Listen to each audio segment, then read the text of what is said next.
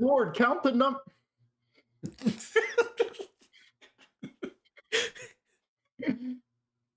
Right now, we are living in a two-tiered economy where tech stocks are booming, but individual purchasing power is getting squeezed by record inflation and a mountain of national debt. Today, we are breaking down why the US debt crossing 100% of GDP actually means for your interest rates and long-term investments, and lessons from the career playbooks of America's highest earners. Should time allow, we'll also explore Amazon's massive new move to rent out its world class logistics network to everyday businesses. I'm Matthew White, joined by my co host, Nyamki Buchanan, and this is Road to Riches.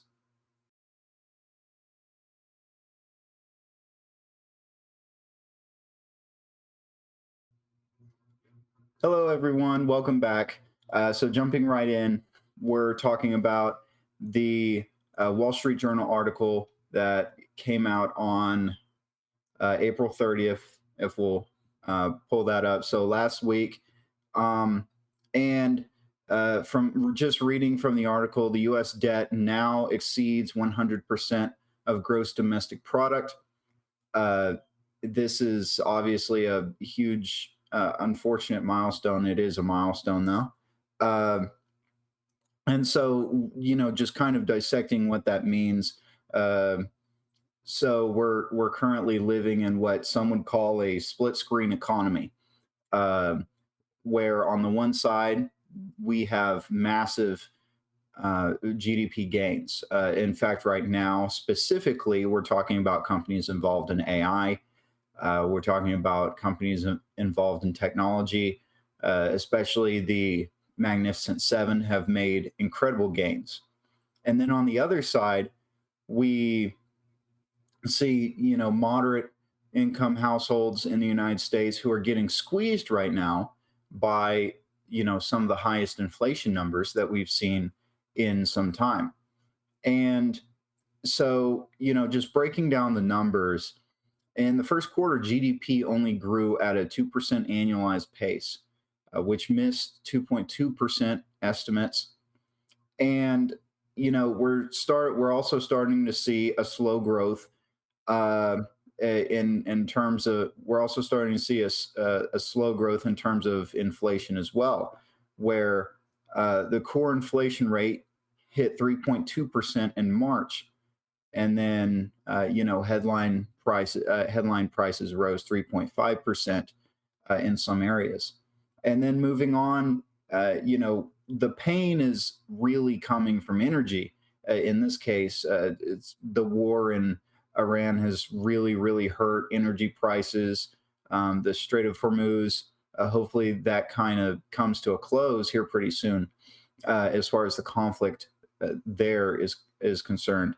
But that's where the pain is coming from. Specifically, energy went up 11.6% in the first quarter. And so, consumers are getting squeezed a little bit. It's unfortunate, but those are the numbers. That's what's happening now. What does this mean? So crossing the 100% threshold, historically speaking, as of March 31st, the United States national debt reached 100.2% of the GDP. This is the first time outside of the World War II era and the 2020 pandemic that we've ended a fiscal year above 100% debt to GDP. Again, to break it down even further, the United States is spending more money than they are receiving in revenues. So taxes, and then specifically, the federal government is spending $1.33 for every single dollar it collects in revenue. And so, that means that the United States debt is rapidly going higher, and where the United States is spending rapidly more amounts of money, and that rate is only increasing than it's receiving in tax revenues. Um, and there is so in terms of deficit, there's a 1.9 trillion dollar but budget deficit this year that's being projecting we're going to get 1.9 trillion dollars more in the hole. And the real cost here is the interest on that debt, not necessarily the debt itself, but the interest on that debt. Of course, all of this money is borrowed, and specifically, most of it is borrowed from the Federal Reserve. The Federal Reserve now makes a lot of money. They've made over $1 trillion a year on interest on our national debt alone for a long time now. And so as far as what happens with this, when a person is in a lot of debt with a bank, usually they have to make drastic changes to their way of life, their consumption schedules, in order to actually service their debts, or they'll just simply go bankrupt. They won't eat, things of that sort. But with the federal government, it's a little bit different. Um, However, we're going into uncharted ground here uh, where we keep plunging ourselves more in debt and more in debt, and we think that this is just going to be fine going forward, and it's not going to be fine. It can't last forever, uh, because eventually a lot of our tax dollars will just go to the interest on the debt, and as we plunge ourselves deeper into the hole. uh, Essentially, the government has to make a lot of cuts to itself even essentially just stop the bleeding. The government has to make changes based on what the United States needs, based on what uh, is viable for the U.S. And of course, that's a political conversation for another time. But essentially, that's what's going on here.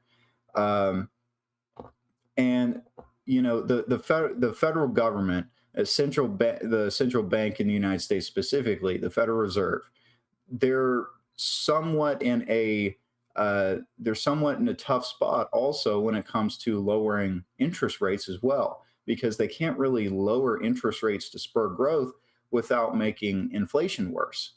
And so these new debt numbers, coupled with higher inflation numbers, well, we're the central bank is kind of in a tough spot, and it's not just in the United States. This is also a worldwide issue, although not necessarily as bad in developed economies like Japan or Korea.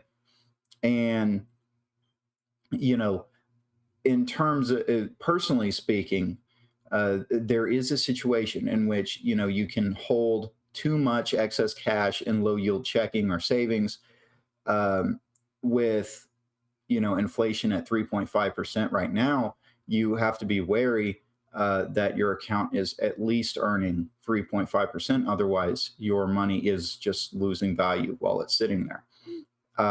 And so, lock in fixed rate debt. Make sure that it's not variable. So we're talking about mortgages or auto loans. So that way you're not as affected. Remember, and we've gone over this before, but just to recap, fixed rate debt over the long term in uh, in times of rising rates, fixed term debt will save the consumer a lot of money in interest payments versus variable rate debt. Meaning that, let's say you get a 5-year balloon payment. Every 5 years, your interest rate changes based on what prime is. If prime goes up, your rate goes up. If it's fixed rate, yeah, you may end up paying a higher long term rate, but it's better for you in the long run because it's fixed. It's not going to change.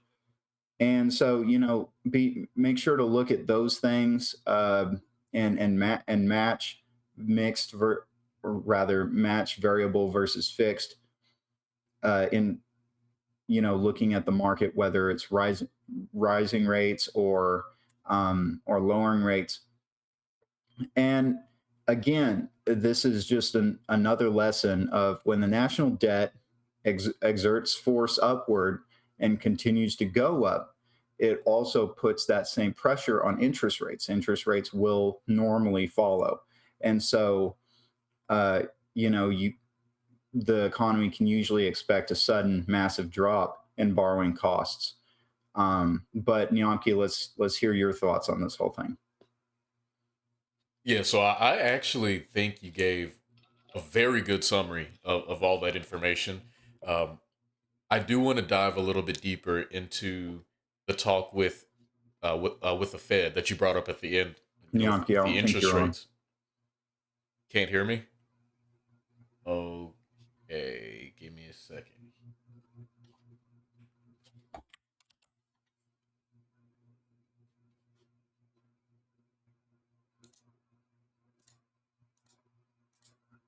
Okay, can you hear me now, Matt? Yeah. All right, awesome. Um, so yeah, as I was saying, I think you gave a great summary of all that information there. I do want to go in a little bit more on what you brought up towards the end a little bit with the Federal Reserve, and the interest rates. A lot of people don't understand that the Federal Reserve has multiple functions, right? They don't just print money, they don't just set interest rates. They also regulate banks and some other things like that. One of the kind of definitely little known things that they also do, but it's kind of ancillary, I should say, to their other roles, is that because they're in charge of printing money, they also, to some degree, place a hard cap on how much money the US government can actually spend every year. Now, historically, they haven't actually been in a position where they've just came out and said, hey, I don't care what the US budget is being passed or what the budget is that's passed this year. We're just not going to print enough money to support it. Theoretically, they can do that, but of course, then the government has recourse saying, "Oh, well, we're just going to put in place IOUs or letters of credit, whatever the case may be, so that way they can continue to function as they say." That said, this comes out to be an interesting situation, right? Because as inflation continues to grow, the normal thing for the FOMC, Federal Open Market Committee, to do is actually to raise interest rates, right? To make money more expensive. So that way people are borrowing less money, people are generally spending a little bit less money, businesses are a little bit more stringent with their investment into the economy. And over time, that's supposed to therefore make things cheaper, right? It's supposed to lower demand overall. So because people have less money, they're spending less money, so demand goes down, and therefore the price of goods is going to fall with that in order to meet the same level of supply that these consume producers, excuse me, are making. With that being said, since the FOMC recently said that they're going to keep rates the same, we can see right now at this point in time that the Fed is not really in a willing position to step in. It seems like they want to see how things go a little bit more because, of course, as you mentioned, Matt, hopefully things die down with the Iran war very soon, and I do believe that the chairman of the Federal Reserve Board are thinking that as well, knowing, hey, this situation is extremely temporary. Let's just kind of wait it out and see what happens before we make any drastic decisions. But overall, I mean, they can only do so much, right? The ultimate issue is that the US government, the federal government, continues to spend significantly more money than we have. Many people don't necessarily know this because they've had no reason to know, but there is no requirement for Congress to pass a balanced budget, meaning they can spend as much money as they want, no matter how much money they actually plan to take in each year in tax revenue. Um, recently as well with the tariffs being instituted, being litigated, and then being deemed unconstitutional, and now the government has to pay back that money to the companies. That's a massive blow to our revenue base, right? Which is another reason why Trump and others are trying to get an ownership interest, have the government take an ownership interest um, in various companies. I think Intel was one of the latest ones, at least that I read, in which he was interested in pursuing, some type of equity or stock investment.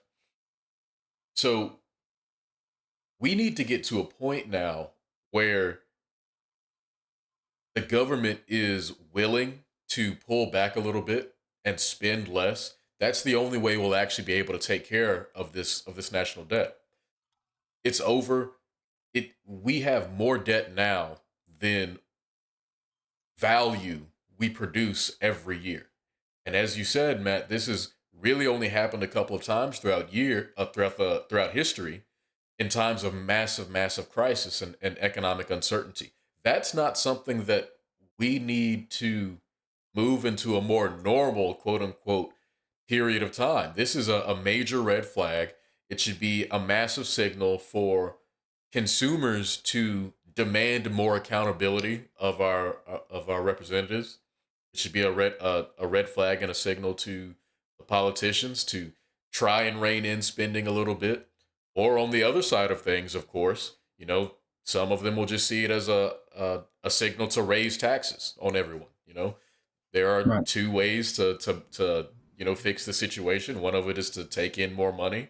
The other, of course, is to spend less. And we'll see over time which one happens, if either option happens.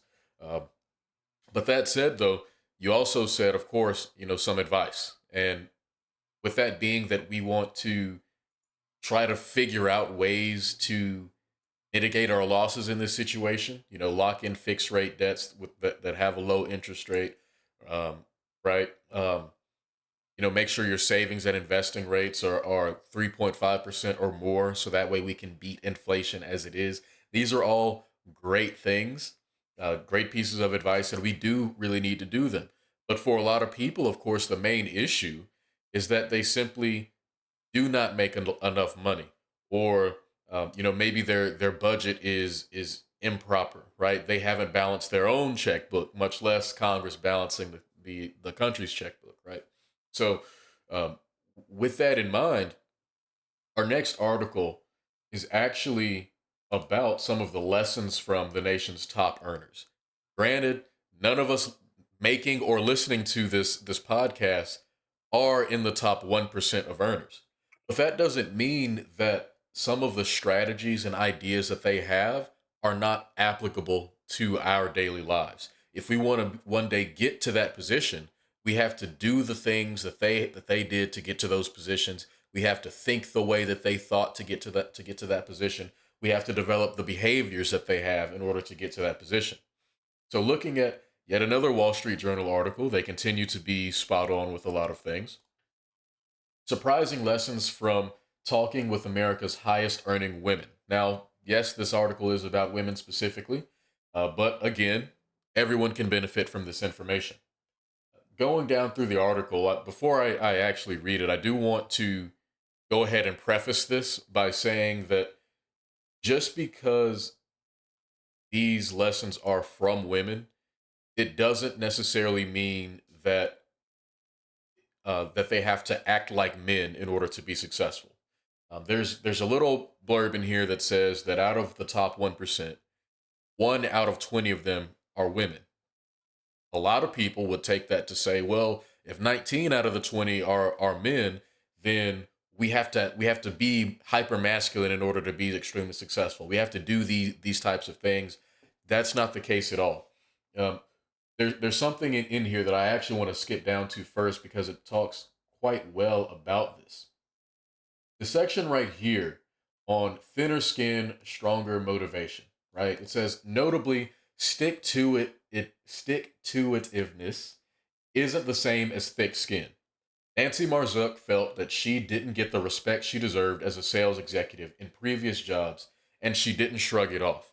A lot of men believe that in order to be successful, you have to be extremely shrewd or angry or ornery all the time. And you have to be, very defensive and just let things happen and bulldoze your way through. That's not necessarily the case. A lot of women that want to be managers or extremely successful or higher up positions in their companies feel that they have to take over the worst traits of men in order to now prove themselves more or less as saying, hey, I can hang with the boys. I deserve my spot here. This is showing that that's not necessarily the case. There are many traits that both of us need, many behaviors that both of us need, both sexes, that is, in order to be successful. And there's a balance to it all, right? Men need to be more, I don't want to necessarily say emotional, but we need to be more agreeable, right? As women tend to be, so that way we can build solid relationships that carry into the future. Men need to be, willing to be vulnerable at times, to develop trust with their managers, their employees, etc. Right? At the same time, women need to be, as this article says, I'll jump down to theirs as well, um, willing to negotiate a lot more, right? Right here. A lot of her findings were what you'd expect. The highest earning women are uncommonly competitive. They negotiate salaries more often than most. A majority earn degrees from top-ranked universities, and they consider themselves lifelong learners. Right? These are things that you need to do in order to be extremely successful and highly paid. Right? If you stagnate in your education or in your personal development, then there will always be an upper limit to what you can do, to what you can produce. No matter who you are, where you come from, what you look like, male, female, black, white, it doesn't matter, right? So you have to be constantly seeking the next thing, be willing to show how much value you bring to an organization and defend that position as well, in the negotiations, right? I mean, these are things that we've seen previously in discussions of the wage gap and things like that, right? Where they'll say, well, men are paid more because they work longer hours, they work more dangerous jobs. Sure, fine, but what can people do within the spots they currently are or who are trying to get to the next spot? One of the things that they also say is commonly men tend to negotiate significantly more with women, negotiate their salaries. And as we're seeing here, the top earning women have also taken that to heart. They also negotiate their salaries a lot more. So overall, now I'm going to wrap this up and hand it over to you, Matt.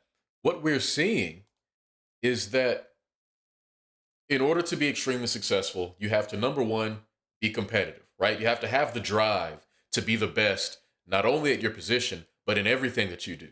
Um, they talked a little bit about the backgrounds in which these individuals grew up, and a lot of them are, I think they said a quarter of them were first generation immigrants.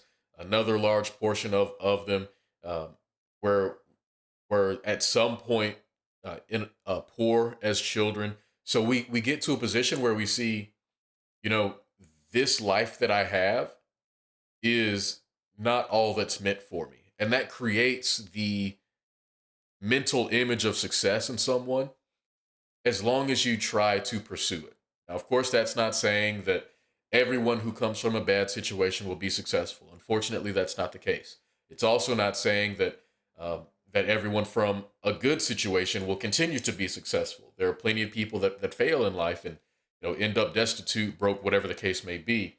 But I think overall, these lessons and behaviors that are being discussed are something that's going to be very beneficial to everyone, both now and in the future, to try and maximize your earnings, maximize your income, set yourself up for good career progression, leadership, management roles if you want it, or even if you're just extremely happy at your position. And although you don't necessarily want to change jobs, there's still, you know, essentially uncapped growth at your position, such as a sales role, for example, right? Where, how much you bring in is not only based on a base salary, but also performance based bonuses or commission, things like that, right? So if you're in one of those situations, again, take some of these lessons to heart.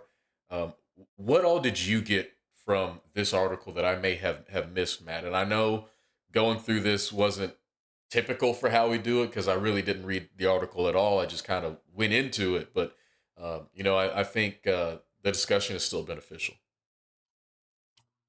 Yeah, certainly. So, what I got from this that I really, really liked was the imposter syndrome side of it. So, we read in the very first paragraph, and there's more context to it in the rest of the article. But imposter syndrome isn't always a bad thing. This idea that you know we can uh, we can doubt ourselves. We can, always think that we're not necessarily frauds, but maybe we're not as good as the market or even we think we are.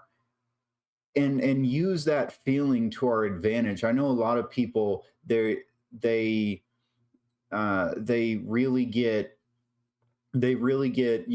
offended when they really get offended. They start doubting themselves, and they think completely negative about themselves. But in terms of if you really want to learn lessons from the 1%, you look at how not just women but men too, because this is a common theme among all of them, is you can have those feelings of doubt in yourself and use it as motivation to grow. And that's what separates them from the rest of the pack.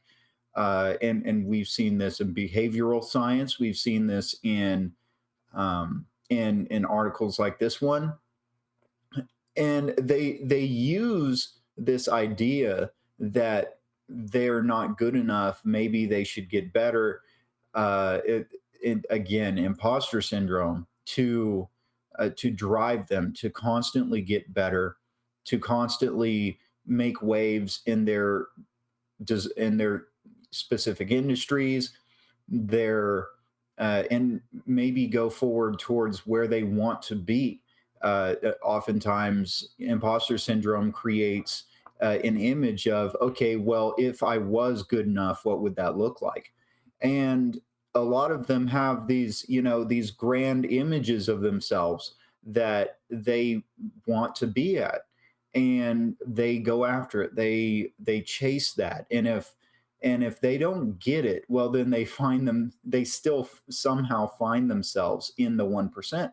And that's significant. That is a testament uh, to the human will. That is a testament to their competitive drive, and thinking that they can always be better. I've noticed that among a lot of my peers. I'm sure you've noticed this among a lot of your peers, that and it's a little bit disheartening to me, a little bit sad to me, in the truly melancholy sense, that this attitude of drive, of going after something with all your heart, that you really really believe in, that you really want to do, that you can envision yourself being if you just work hard enough. it it's certainly amongst my peers, it's certainly not there as much as I would think. Especially when I got to undergrad, I thought it was going to be much better in regards to what I just said, um, from high school, but it wasn't. And in fact, there was a lot of kids there who were simply there for the quote unquote experience, which is fine. But contrast that with what they would often say about themselves. There was also a lot of those same students who said, "Oh, I'm going to do this one day. I'm going to do that one day," and they had grand visions for themselves. And I remember just kind of looking around, looking at them, And you know, I would share classes with these kids, and I would think, you know, you're not uh, a lot of things, need to change before before, you know, you have what it takes to get to where you want to be. And you know, and that's just being honest, that's just being real. um I like that a common theme of of this show has become, you know, we try to go into the economics of what's going on. We try to give people financial advice, especially from the standpoint of two people uh, who take the same advice, who need advice also, because we're young and we believe that the economy is not necessarily built for the posterity of previous generations, and it was actually built without us in mind at all. Uh, a lot of things have come out to say that Gen Z is obviously, you know, in a much worse position than its predecessors, and that's one of the reasons why, you know, the message from here is sincere, is because we're struggling with the same thing that the rest of our generation is struggling with. But another common theme of this show that I really like, and I try to bring up as much as I can, is nobody is going to make your career for you, and that's what this article is sort of is trying to say. Nobody's going to make your career for you. Nobody's going to believe in you for you. You have to believe in you. You have to make your own career. And remember, there's always more work to be done. There's always a better version of you that you can chase after. And and like I said before, this idea of, you know, this idea of imposter syndrome, and combating that, mitigating that feeling with, okay, well, I need to look like this in order for me not to feel this way anymore. Well, go chase that version of you. You know, uh, nobody's stopping you from going after that version of you. Nobody is saying no, you can't go after that version of yourself. Um, and you just have to uh, avert those barriers, and go after it. And again, even if you don't reach that version of you, you will at least have done very well for yourself. You will make self improvements. And there used to be this poster around my high school, and it's, you know, cheesy, but the quote was, if you shoot for the moon, you'll land. If you shoot for the moon, if you miss, you'll land somewhere among the stars. Now, astronomically, that is false, but uh, you know, the message it's trying to convey is, you know, if you shoot for the moon and you miss, you know, you have these wild dreams, and maybe you don't attain them.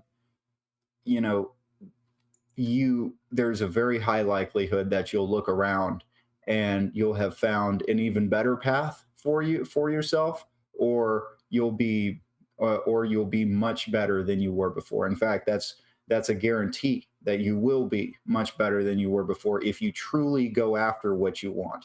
And in terms of these 1% women, and in terms of the rest of the 1%,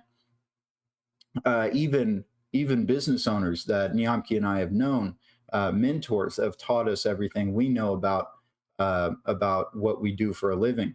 These people who have massive drives, who have gotten where they've gotten because they had a vision and they wanted to go after it. Well, you know, that's how you're going to get ahead. That is your edge.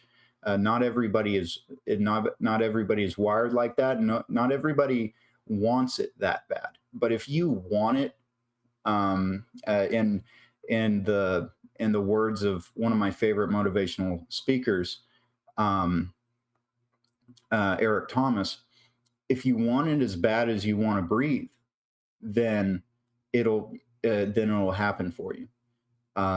And and that was my take from the article. I really really liked that they touched on that point so much. Um, and so yeah, nobody's going to no. The economy is really bad right now, but nobody is going to carry you out of it. Nobody is going to care about you for you. It's on you to go make it happen. Um, and and quite honestly, you wouldn't even want somebody to make it happen for you. It wouldn't mean anything to you. You wouldn't have worked for it, and there's a very large possibility that you would just waste it all away because you didn't work for it, you didn't earn it. But if you really get down to business and you decide one day that I'm going to make this happen, things are bad, but I'm going to start doing what I can to get out of it. Um, and do it for yourself, do it for your family, do it for your do it for God, do it for whoever you need, whoever is your why as to why you're doing it. Um, and there's nothing that'll stop you. And I just want to leave everybody with that message as well. Yeah, I like that a lot. Completely agree with you. Often the motivation is necessary, and we got to have those good feelings sometimes. But to wrap up our show, we've got one last article here. For me, this is a little bit of a feel good thing because I don't really like the current options in our shipping network. So hopefully, as this starts to get built out a little bit more, then we'll see someone finally replace FedEx. So this article here, introducing Amazon Supply Chain Services, Amazon's logistics network now open to every business. Nearly 3 decades ago, Amazon made a bet that fast, reliable delivery was more than just a perk. It was a core to providing an exceptional shopping experience for consumers. To deliver on that, Amazon began building what would become one of the most reliable and efficient supply chains on Earth. From freight that moves cargo across air, land, and sea, to fulfillment centers that pick and pack millions of orders a day, and a parcel shipping network that delivers packages every day of the week. Its success required long term thinking, advanced technology, and relentless focus on execution. So, yes, I mean, I'm sure that all of us, in one way or another, have experienced the efficiency at which Amazon's shipping network operates. I don't know when it was they started doing this, and I know it's not available in all areas, but there are plenty of times where I have been on Amazon looking to get something, and I see on there spend more than $25 on this item, or on this basket of goods that I'm getting, and I can have my delivery. If I order it before, let's say 10 o'clock, I can literally have it the same day, less than 12 hours later. If nothing else, just about anything on their website that's fulfilled by Amazon, you can have in 2 days or less, with the exception, of course, of large packages, specialty items, things like that. I think it's absolutely amazing that they're starting to open up this network to all businesses.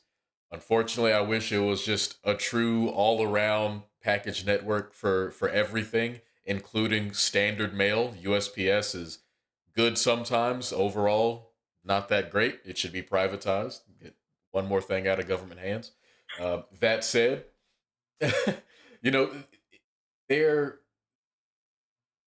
Amazon is already offering this to some people, and this is going to be great overall. You know, technically, yes, I can't walk into an Amazon center and be like, "Hey, I need to mail this package, do it for me." But what this does mean, though, is that at some point in the near future, I may be able to order some clothes from Nordstrom, for example, and now those clothes are going to be packaged by Nordstrom, given over to Amazon. Amazon's going to handle the delivery, and it'll show up at my door, hopefully 2 days later, just like Prime shipping. I don't know. We'll see how this service pans out. But to me, this is great news for the world of online shopping. Um, don't empty your wallets because you can get things a little bit quicker, though. That's not necessarily a fun thing to do, or solid advice for personal finance. I'm sure you're a little bit excited about this too, Matt, right?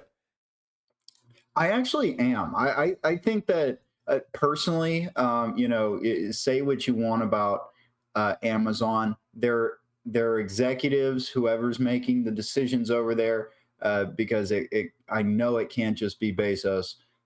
They know a thing or two about cultivating core competencies, and even external competencies, specifically external, figuring which would mean finding things that their business would need, and then cultivating it into a very efficient system, and then renting it out to the rest to the rest of the world. I mean, let's real quick, because we've got a few minutes left, but they started. So let's take AWS, Amazon Web Services, for example.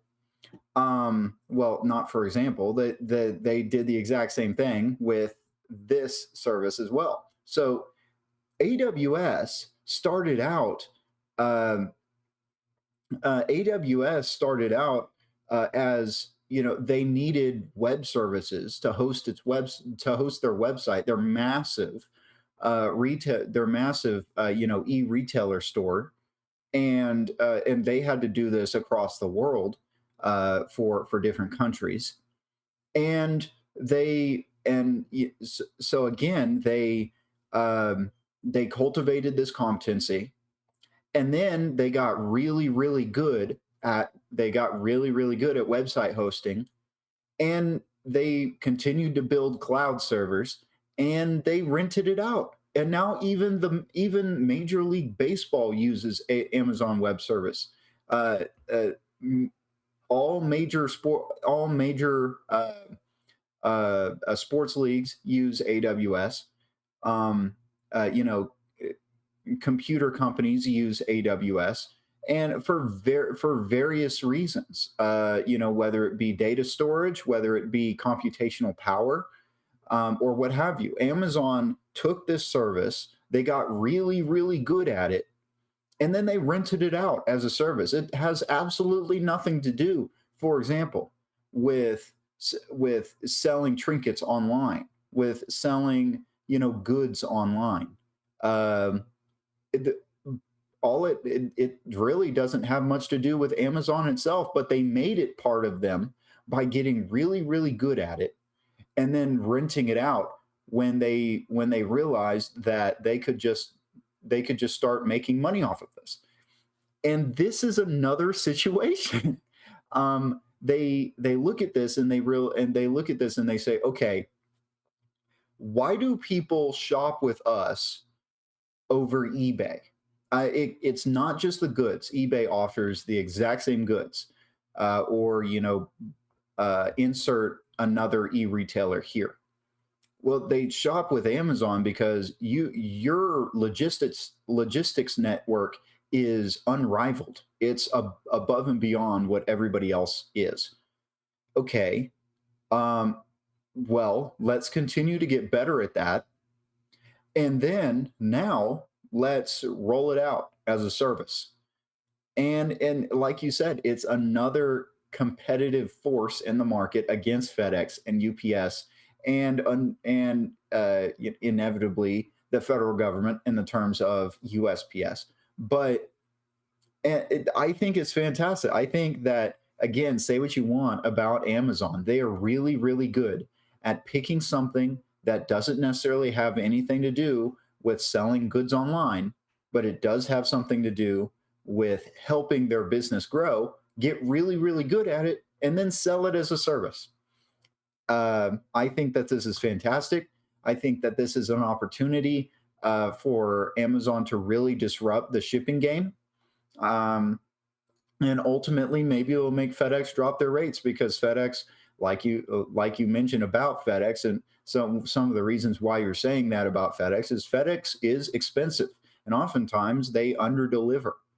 Uh, and same thing can be said with UPS, and USPS is just a disaster. So um, I think that this is really awesome. I'm excited to see what happens, and this may be revolutionary for mom and pop stores who have to, and as the son of an entrepreneur who has to depend on USPS and even UPS, sorry, not UPS, even FedEx to send out their goods. And you know, we're dealing with longer shipping times, sometimes unreliable shipping methods. And once Amazon gets in, it would be interesting to see how effective that is in changing the minds of business owners on who exactly they do shipping business with. Yep. Completely agree. I yearned for the day when FedEx is run out of business because, as you said, they're expensive and they damage your packages quite frequently, or they delay and they're late, no with no warning. Personally, I feel like UPS is decent. Um, I would not be opposed to using UPS, but they're also extremely expensive. Hmm. USPS tends to be the most middle of the road option. You know, you pay a little bit less. They're generally on time, but your package may or may not be destroyed by the time Right. you get it. To be honest with you, it's like It the may last have a the last hole in the USPS side or package something. I got was perfectly fine, but I had a friend who got one like 2 days later than me, and I swear it looked like someone had ripped it open and tried to take whatever was inside. It was horrible. Oh yeah, Um, they totally don't care sometimes. yeah, they really don't. But like you said, I mean, I think Amazon is really good at what they do across all sectors. I mean, they started off with selling books online. Kindle is one of the largest ebook platforms. I think Amazon itself is one of, if not the largest distributor of physical books as well. In the U.S. The rest of their shopping platforms out of the world. I mean, why do you think now Timu and Wish and Walmart and all these other places are trying to build platforms to compete with it, right? Um, Right. Amazon Prime Video has a larger market share than Netflix, which is the original in this space. I mean, like you mentioned, AWS, literally everything that they've truly put their minds to, within 10 years they become a market leader in it. So I'm excited for the next few years in this space as well. Um, with all that being said, that wraps up today's breakdown of this confusing economy and how you can use these trends that we're seeing to your advantage. Even by channeling your workplace frustrations into career capital, you can find new opportunities if you know where to look. Let us know how you're adjusting to your goals this year by leaving a comment. And of course, additionally, like the video and subscribe to the channel. New episodes come out every Thursday. This has been Road to Riches. I'm your host, Niamki Buchanan, with my co host, Matt White. Thank you for watching.